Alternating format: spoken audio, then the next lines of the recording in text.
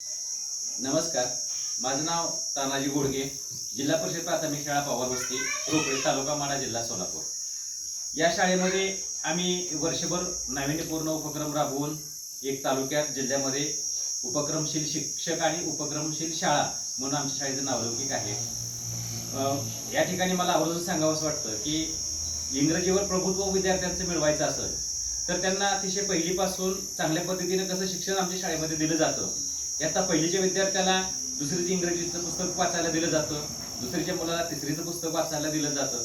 परंतु या ठिकाणी या वर्षी एक मी वेगळा उपक्रम राबवला होता की तो म्हणजे चौथीच्या मुलांना 10वीचं इंग्रजीचं पुस्तक वाचता येईल का आणि ते कसं आलं पाहिजे या दृष्टिकोनातून यावर्षी आम्ही प्रयत्न केला आणि खरोखरच अतिशय सुंदर असं आता चौथीचे विद्यार्थी 10वीचं पुस्तक वाचन करताना आपल्याला पाहायला मिळतील. या ठिकाणी हे 10वीचं इंग्रजीचं पुस्तक आहे आणि आज मी तुम्हाला 10वीच्या इंग्रजी पुस्तकाचं वाचन आता चौथीची मुलं कशी करून दाखवतात हे दाखवणार आहे. नाविन्यपूर्ण उपक्रमामध्ये खेड्यापाड्यातील वाड्या वस्तीवरील शाळा असून खेड्यातील विद्यार्थी असून सुद्धा किती छान पद्धतीने 10वीच्या पुस्तकाचं वाचन करतायत हे तुम्हाला पाहायला मिळेल.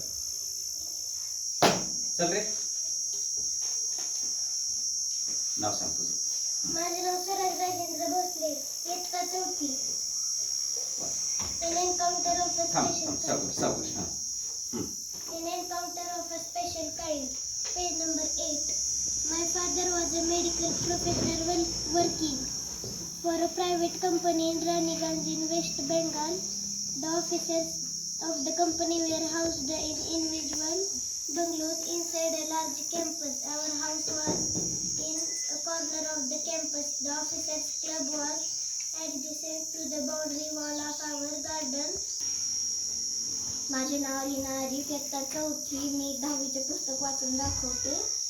A small incident on a Saturday afternoon left a profound effect on me and unfolded before my eyes a whole new dimension to the words of God's creation. It was a few days into the puja vacation, just like for any other. My name is Namira Sadaf Avesh Badwan. After a hearty lunch, my parents and my younger sister lay down for an afternoon nap.